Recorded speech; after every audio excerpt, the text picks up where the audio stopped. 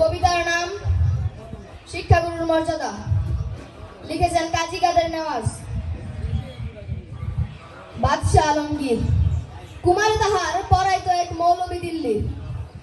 একদা প্রভাতে গিয়া দেখেন বাদশাহ শাহজাদা এক পাত্র হস্তে নিয়া ঢালিতেছে বাড়ি গুরুর চরণে, পুলকি তুলিতে আন্তনয়নে। শিক্ষক শুধু নিজ হাত দিয়া নিজেরই পায়ের ধুলি ধুই মুছে সব করিতেছে সাফ সঞ্চারী অঙ্গুলি। শিক্ষক মৌলবী ভাবিলেন আজি নিস্তার নাহি, যাই বুঝি তার সবই। দিল্লিপতির পুত্রে করে লইয়াছে বাণী চরণে বরে।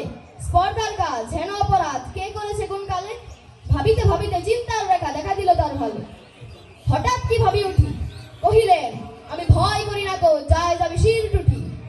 শিক্ষক আমি শ্রেষ্ঠ সবার, দিল্লির প্রতিশোধে কোন স্যার। ভয় করি না কো ধারণে কো ধার, মনে আছে মোর বল। বাচ্চা জীবনে স্বাস্থ্যের কথা শোনাবো অনর্গল। যায় যাবে প্রাণ তাহে, প্রাণের চেয়েও মান বড় আমি শুধাবো শাহানশাহী।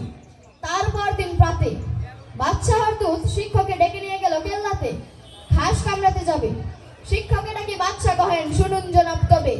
পুত্র আমার আপনার কাছে সৌজন্য কি কিছু শিখিয়াছে, বরং শিখেছে বেয়াদবি আর গুরুজনে অবহেলা। নইলে সেদিন দেখিলাম যাহা স্বয়ং সকাল বেলা।